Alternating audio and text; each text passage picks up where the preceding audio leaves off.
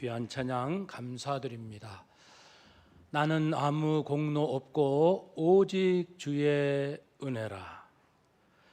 이 은혜를 깨닫게 되는 것 중에 하나가 오늘 말씀처럼 하나님은 미리 말씀해 주신다는 것이죠.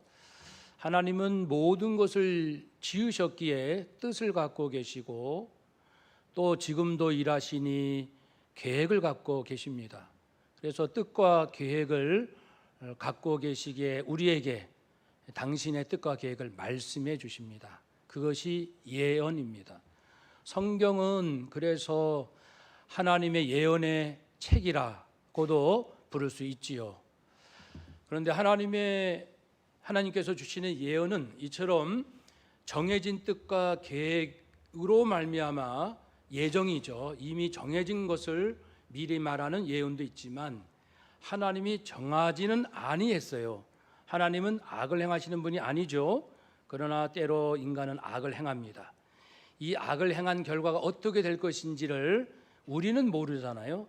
그러나 하나님은 다 영원부터 영원까지 다 아시는 예지, 전지, 예지하신 분이기 때문에 미리 아시기 때문에 말씀하시는 예언도 있습니다. 예정하시고 주시는 예언도 있고 예지, 미리 아시기에 주시는 예언도 있습니다. 그래서 오늘 말씀은 예언에 관한 말씀입니다. 정말 우리는 아무 공로가 없습니다. 주님께서 말씀해 주지 아니하시면 내가 어디서 와서 어떻게 살다 어디로 가야 하는지 아무것도 알 수가 없거든요. 내가 나를 모르는데 어떻게 세상을 살 수 있겠습니까? 예언은 몇 가지로 분류할 수가 있습니다. 먼저는 보편적으로 어느 상황 누구에게나 적용되는 보편적인 예언이 있습니다. 사랑하라, 하나님 말씀에 순종하라, 불순종하면 화다. 이런 것은 보편적인 예언이고요. 특수한 예언은 구체적인 개인, 어떤 대상에게 특별한 사건에 대하여 특별한 때를 알려주시는 특수한 예언이 있습니다. 이 특수한 예언은 또 그 대상에 따라 개인에게 주는 특수한 예언, 공동체에 주시는 또 특수한 예언이 있습니다. 개인에게 주시는 것은 이제 아브람, 모세, 개개인의 인생에 대해 말씀해 주시는 거죠. 그리고 공동체는 이스라엘 백성이 언제 포로로 끌려갈 것이며 포로 기간은 얼마나 될 것이고 언제 다시 회복되리라 공동체에 주시는 특수한 예언이 있습니다. 우리 예수님에 대한 예언은 개인의 의견 예언이기도 하시면서 또한 인류를 위한 예언이기도 합니다. 그리고 또 예언은 그 내용에 따라 두 가지로 다시 분류할 수가 있습니다. 하나는 환난, 심판, 그건 별로 좋지 않은 내용이에요. 그러나 한쪽에서는 승리, 회복, 축복, 위로의 예언이 있습니다. 크게 이제 두 가지 내용이 있지요. 그래서 오늘은 이 환난에 대한 예언을 주로 다루기 때문에 축복, 승리에 대한 예언을 먼저 잠깐 나누고 이제 환난에 대한 예언을 나누도록 하겠습니다. 성경에는 많은 예언이 있습니다. 그러나 거의 다 성취가 되었고요. 몇 가지 남았습니다. 예수님의 재림 아직 이루어지지 않았지요.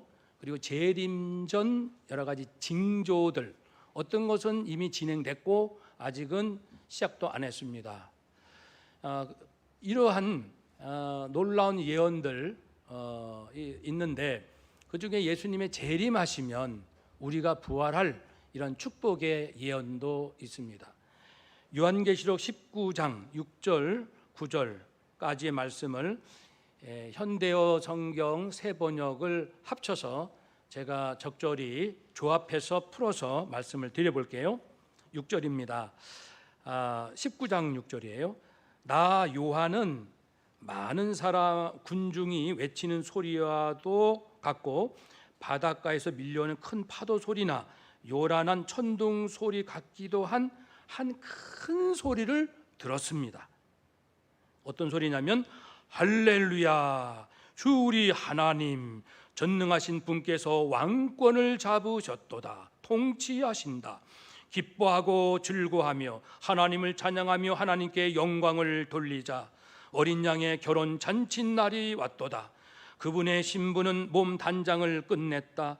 그리고 하나님의 허락을 받아 빛나고 깨끗한 세마포 모시옷을 입게 되었다.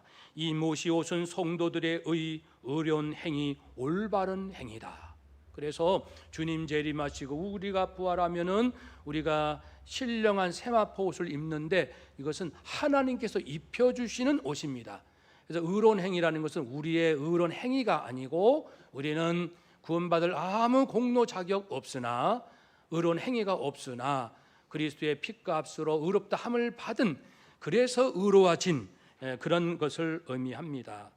사랑하는 여러분, 수많은 핍박과 고난 속에서도 믿음을 끝까지 지킨 성도들, 그들에게 입혀주는 모시옷 세마포옷을 입고 신랑 예수 만나 정말 결혼의 잔치하는 그날을 맞이할 날을 예언하고 있습니다. 약속하고 있습니다. 우리는 이런 예언을 듣게 되면 궁극적으로 우리가 승리하고 그리고 세상에서 얻을 수 없는 부활과 영생 예수님과 실제로 예수님 손을 만질 수 있죠. 부활하신 예수님은 만질 수 있는 몸이에요. 그러나 우리 육하고는 다르지만 만질 수 있어요. 예수님 손도 좀 만져보고, 예수님 오른손 좀 한번 저하고 악수 한번 해요. 이렇게 할 수 있는 거예요. 그런 날을 상상하면 얼마나 가슴 벅차고, 이 세상은 사실 정말 뛰어넘을 수가 있거든요. 그런 의미를 얻을 수 있고, 그러나 좀 더 자세하게 환난에 대한 예언을 나누도록 하겠습니다. 환난을 누가 겪는가? 세 경우입니다. 첫 번째는 성도만 겪는 환난. 이것은 성도이기 때문에 믿음 때문에 받는 핍박과 고난, 심지어는 순교입니다. 다른 이유가 아니에요. 내가 하나님 예수님을 믿는다는 그 이유 때문에 받는 고난은 성도만 받는 환난. 두 번째는 성도와 비신자, 불신자, 하나님을 대적하는 대적자라고 합시다. 그러면 성도와 대적자 모두가 받는 환난이 있습니다. 일반적인 환난으로 기후 재앙이나 경제적 고통, 전염병 함께 받지요. 6장과 8장, 9장에 나오고 있습니다. 그 적대자만 받는 환난이 있습니다. 매우 독특한 경우입니다. 같이 살고 있는데도 구원받지 못한 사람들만 당하는 환난이 있음을 대접재앙 요한계시록 16장에서 나열합니다. 그리고 나팔재앙 7개 중에 5번, 6번, 7번은 곧 대접재앙 다시 7개가 펼쳐지니까 나팔재앙 5번, 6번부터 대접재앙 7가지, 이렇게 9가지 속에는 대적자, 불신자, 하나님을 거부한 사람들만 당한다는 표현이 직접적으로 나옵니다. 그래서 그건 아주 특별한 형태의 환난이죠. 그래서 독한 종기, 또 물이 피로 변하여 피를 마실 수밖에 없는 상황, 태양으로 인한 심각한 고통, 어둠과 질병, 번개, 지진, 우박, 그런 이제 경우가 때가 올 거라고 말씀합니다. 오늘 본문은 나팔재앙 중 인재앙, 나팔재앙, 대접재앙, 7가지 3대 7중 재앙 중 나팔재앙, 그 중에 1, 2, 3, 4번 4가지 재앙만 나누도록 하겠습니다. 그런데 아까 우리 본문 읽었지요. 여러 가지 자연계에 일어나는 현상들이 있습니다. 그 현상들에 대해서 2가지 질문이 있게 됩니다. 첫 번째 질문은, 이 재앙은 문자 그대로 자연계만 해당되는 재앙입니까? 아니면 이것을 비유로 해서 사람에게 임하는 재앙입니까? 답은 2가지 다입니다. 실제 자연재앙이라고 말할 수 있는 것은 계시록 16장의 대접재앙에 나오는 내용을 보면은 여기 있는 자연재앙처럼 거기도 나옵니다. 항목이 거의 유사해요. 그러면서 불신자들이 실제로 당하는 언급이 되어 있는 걸 보면 자연재앙은 자연재앙인 거예요. 사람 재앙이 별도로 나오기 때문에 그래서 자연 재앙이다 이렇게 볼 수 있고요. 그러면서도 구약 여러 곳에서 보면 오늘 본문에 나오는 큰 산, 불붙는 큰 산이나 바다 이러한 그 용어는 하나님을 대적하는 그 바벨론 제국이랄지 이런 어둠의 세력을 의미하는 경우가 종종 있었습니다. 근데 그런 의미에서 보면은 그런 사람에 대한 재앙도 가능하다 이렇게 해석이 됩니다. 두 번째 질문. 그럼 여기에 이 재앙으로 받는 사람이 불신자만 받는 겁니까? 신자와 대적자가 함께 받는 겁니까? 라는 질문입니다. 이 질문 역시 답은 둘 다 가능합니다. 왜냐하면은 신자나 비신자 모두가 겪는다라고 해석할 수 있는 이유는 그 대접 재앙이나 나팔 재앙 5번, 6번에서는 그 불신자가 구체적으로 나열이 됩니다. 어떤 사람들이냐? 이 재앙을 받는 사람들은 하나님의 인칭을 받지 못한 자, 짐승의 표를 받은 자, 우상에게 경배하는 자, 성도의 피를 흘리게 한 자, 하나님의 이름을 비방한 자, 회개하지 아니한 자들이라고 조목조목 이게 아주 명시되어 있습니다. 그런 걸 보면 이쪽 자연재앙에서 불신자의 명단들이 거명되지 않은 걸 보면 신자들도 받을 수 있다는 것으로 추정해서 해석이 가능합니다. 그래서 신자, 비신자 할 거 없이 1, 2, 3번은 모두 받을 수 있는 고난이다, 환난이다 이렇게 볼 수도 있고요. 아니다, 적대자들만 받는 환난이다. 왜냐하면 아까 말씀드린 대로 바다나 큰 산이나 여기서 쓰는 용어들 이 모든 것들이 구약의 다른 데서 보면 불신자에게 주로 해당되는 것이기 때문에 그런 식으로 우리가 받아들인다면 이건 대적자만 받는 환난이다. 그러니까 답은 둘 다 가능한 거예요. 그러면 종합하면 오늘 본문은 자연재앙이면서 사람에게 임하는 재앙, 사람도 신자도 가능하고 대적자에게도 일어날 수 있는 재앙입니다. 그러면 우리로서는 나로서는 지금 살고 있는 성도로서는 내가 사는 날 동안 언젠가 이런 재앙, 자연재앙이 일어나서 나도 겪을 수가 있구나라고 깨닫는 지혜가 필요합니다.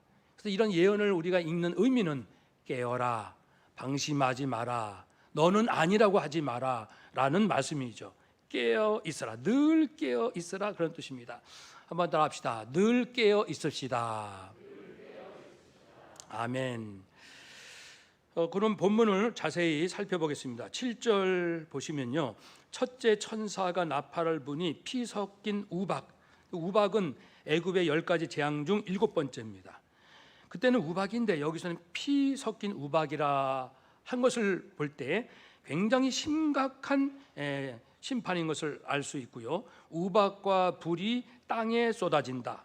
우박과 불은 일반적으로 하나님을 대적하는 하나님의 백성들을 압제하는 나라들에 대한 의미를 갖고 있긴 합니다. 이제 이 우박과 불이 땅에 쏟아지니까 땅 그리고 수목 각종 푸른 풀이 타서 없어지는 겁니다. 3분의 1 전부가 아니고 3분의 1은 일부분. 일부분이라는 것은 하나님께서 아직 회개할 기회를 주신다는 겁니다. 하나님의 목적은 구원입니다. 회개할 기회가 아직까지는 있네요. 그래서 회개, 그런 심각한 상황을 보게 되면 믿지 않는 자는 어서 회개하여 주님을 영접할 것이고 믿는 자는 더욱 각성하여 믿음을 굳게 해야 하겠습니다. 8절 둘째 천사가 나팔을 부니 불붙는 큰 산, 예레미야에서는 이 바벨론 제국이 심판받는 것을 의미합니다. 불붙는 큰 산이 바다에 던져지는데 바다는 구약에서 흔히 믿지 않는 백성들을 상징합니다. 그러니까 이 큰 어떤 그 세력이 떨어져 가지고 바다에 재앙이 임합니다. 바다의 3분의 1이 피가 된다. 죽은 자의 피같이 된다. 네. 16절에서는 죽은 자의 피같이, 실제 피가 아니라 죽은 자의 피처럼, 그러니까 바다에 어떤 그 해양 오염이 와서 마치 죽은 사람의 피같이 이렇게 바다가 3분의 1이 변화된다. 그러면서 또 영적으로는 대적자들의 멸망을 또 한쪽에서 우리가 깨달을 수 있고요. 9절 바다 가운데 생명 가진 피조물, 물고기입니다. 어족들 3분의 1이 죽습니다. 배의 3분의 1이 깨집니다. 배가 깨지는 것은 전쟁으로 군함이나 또 상선, 바다에 떠다니는 많은 그 유형의 배들이 있죠. LNG 선도 있고, 이런 배들이 파산되거나 풍랑으로 해서 깨질 수 있다, 이렇게 이해할 수도 있습니다. 해양에 큰 재앙이 일어난다. 10절, 셋째 천사가 나팔을 부니 횃불같이 타는 큰 별이 하늘에서 떨어져.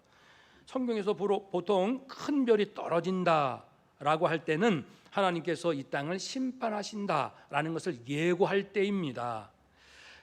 에스겔, 요엘, 마태복음에 나옵니다. 고대에도 그렇게 생각들 했는데요. 그래서 큰 별이 떨어지는데 그 별이 물을 오염시킵니다. 강의 3분의 1 물샘에 떨어지니 먹는 자가 이제 어떻게 되겠습니까? 먹지 못하고 이제 죽을 수밖에 없겠죠. 그런데 이 강이 언급이 됐잖아요. 근데 일반 그 당시 유대 문헌의 그 묵시 문학, 예언서 같은 데 보면은 바다가 심판받는다는 내용은 참 많은데 강이 심판받는 표현은 없습니다. 근데 여기에 강을 언급한 걸 보면 사도 요한이 2000년 전에 반모섬에서 이 예언을 받을 때에 강을 숭배하는 사람들이 있었다고 합니다. 학자들이 연구해 가면. 그래서 그들을 의미하는 의미에서 강이 언급이 된 것으로 보고요. 11절, 하늘에서 별이 횃불같이 타는 큰 별이 떨어졌는데 별 이름이 쓰다. 고대 근동 지방에 실제로 아르테메시아 압신디움이라는 아주 쓴 물풀이 있었다고 합니다. 굉장히 쓴. 근데 이 구약 성경에서도 이 용어가 여러 번 쓰였습니다. 잠언, 예레미야, 애가, 아모스에서 슬픔과 고통의 상징으로 쓰였습니다. 그래서 이 쑥이 떨어지면 우상 숭배에 대한 징계, 우상 숭배하는 자들을 징계하는 내용이 나오죠. 신명기, 예레미야 나옵니다. 사랑하는 여러분, 그러니까 이렇게 하늘에서 큰 별이 바다에 떨어지고 강에 떨어지고 사람들이 마실 수 없고 그런 일들, 그리고 12절, 넷째 천사가 나팔을 부니 해, 달, 별 3분의 1이 타격을 받아 낮에도 어두워지고 밤에도 어두워지고 도무지 이렇게 비침이 없다고 했습니다. 흑암, 어둠이 임한다는 것은 성경에서 보면은 보편적으로 하나님께서 이 땅에 심판하기 위하여 임재하시는 모습이 어둠이 가득하다, 이렇게 표현하죠. 이사야, 에스겔, 요엘, 아모스, 마태복음, 마가복음에 나옵니다. 사랑하는 여러분, 이상의 내용을 보면은 분명히 앞으로 우리도 겪을 수 있는 자연계의 큰 이런 환난, 재앙이 올 수 있다는 것입니다. 그럼 우리가 깨어서 그것을 주시하면서 이 상황을 볼 필요가 있습니다. 우리 지구의 환경이 어떻게 지금 변해가고 있는지를 주목하면서 이런 상황이 점점 다가오고 있구나. 왜냐하면 하나님의 심판은요, 한순간 올 수도 있어요. 지진이나 여러 같은. 그러나 누적돼서 인간의 그 악한 행위로 누적돼서 지구 전체가 서서히 무너지는, 망가지는 그런 형태도 오기 때문에 그렇습니다. 오늘은 환경주일입니다. 그래서 이상의 해석을 통해서 우리는 악한 자의 심판뿐 아니라 또 혹 우리가 겪을 환난뿐 아니라 실제로 자연계가 이런 큰 어려움을 겪을 수 있다는 것을 기억을 해야 합니다. 하나님은 결코 악을 행하시는 분이 아닙니다. 멀쩡히 잘 있는 자연에게 해를 가하시는 분이 아니죠. 자연 속에는 하나님의 영원한 능력과 신성이 있다고 했습니다. 사람에게는 하나님의 형상이 있고요. 그런데 어떻게 하나님께서 당신이 만들어 놓으시고 참 보시기에 좋았다라 하신 그 하나님께서 스스로 당신의 피조물을 파괴하겠습니까? 그러니까 자연의 파괴는 인간의 죄 때문입니다. 하나님의 선하신 하나님 때문이 아니죠. 그래서 우리가 이 자연이 파괴되는 것을 볼 때 우리의 죄를 봐야 합니다. 그런데 주목할 것이 있습니다. 제가 이 환경운동을 부목사 때 6년 한 적이 있어요. 열심히 했는데 두 종류의 성도님들이 계시더라고요. 한 부류의 성도님들은 자연환경 보존을 위해서 열심히 실천하는 분들이에요.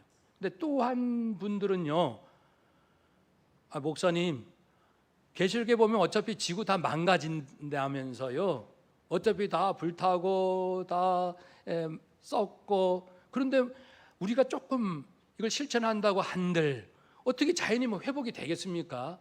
라는 분들이 있어요. 실제로 있습니다. 그래서 소극적으로 합니다. 내가 뭘 이런 걸 하나라고.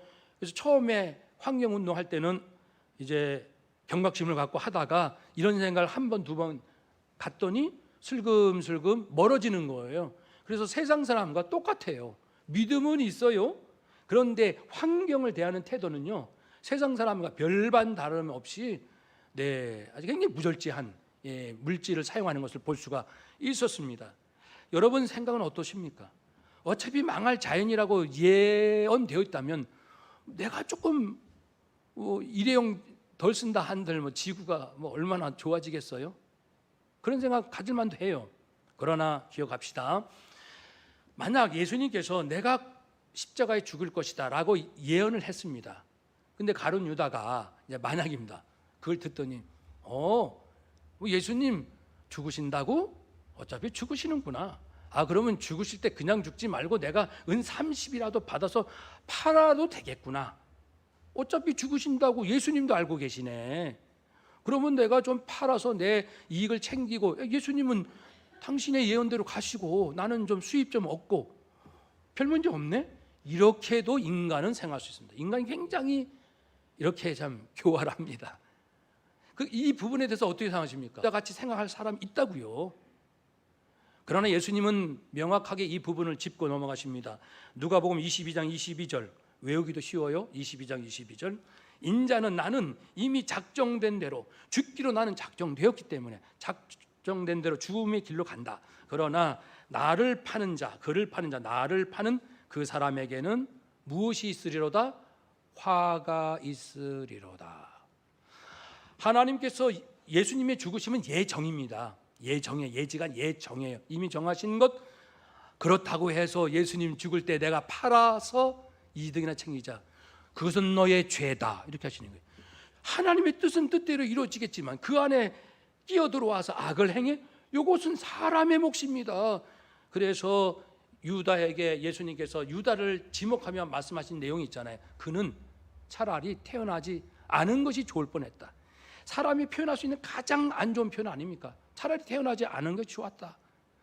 여러분, 그래서 환경의 문제에 있어서 내가 뭘 좀 한다고 지구가 달라지나? 별로 안 달라질 수 있어요. 그러나 하나님은 보십니다. 얘야, 이 모든 물질은 내 것인데 네가 이렇게 함부로 할 수 있니? 이곳에 나의 신성이 있는데 이렇게 자연을 욕되게 할 수 있니? 라고 하나님이 말씀하실 수 있는 거죠.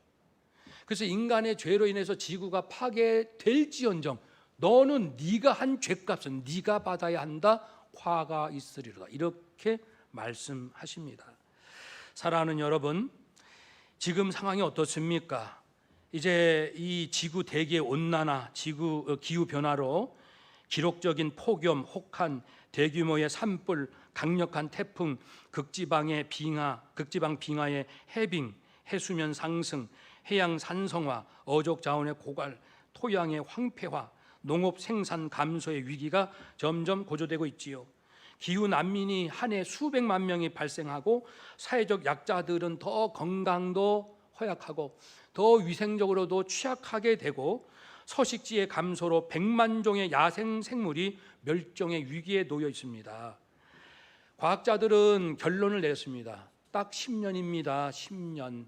지금부터 10년 안에 전 세계가 일하여 이 지구를 지키는 일을 한마음을 갖지 아니하면 10년이 지나면 2030년부터 52년 사이, 10년 지나 20년 사이, 10년 지나 20년 사이에 지구 평균 기온이 1.5도가 넘어서서 지구의 생태계와 인간 사회가 회복 불가능한 심각한 위기에 놓일 것입니다. 노아 그 시대에 하나님의 그 심판을 전해도 사람이 듣지 않아요. 지금 우리가 보는 것처럼 10년 안에 우리가 결단하지 않으면은 더 이상 손쓸 수 없는 것이 10년 후부터 발생하게 되는데, 아무리 들어도 안 듣는 사람은 안 들어요.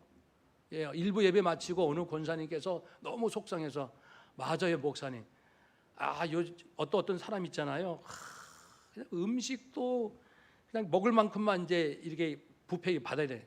먹고 이만큼만 음식도 버리고요, 뭐 조금 하는데 많은 이제 속상한 얘기를 하시더라고요. 우리가 옛날보다는 많이 좋아졌지만 지금도 이 사람들의 생각이요, 좀 부유하게 살고 싶은, 풍요롭게 살고 싶은 거예요. 편하게 살고 싶고요. 그게 삶의 질이 높아진다고 생각하나 봐요. 아니잖아요. 10년밖에 없습니다. 지금부터 우리가 한 마음 갖지 아니하면 누가 합니까? 다 이기적인 욕심이고, 다 잘 살고 싶고, 다 편하게 살고 싶고. 성도밖에 없습니다. 솔직히 아무리 따져도 지구 살리는 길은 성도밖에 없어요. 하나님을 두려워할 줄 알고 모든 자연과 물질이 하나님의 것이라고 고백하는 자, 성도밖에 없거든요. 지구상에 성도가 깨어나지 않는 한 회복 불가능하다고 생각합니다.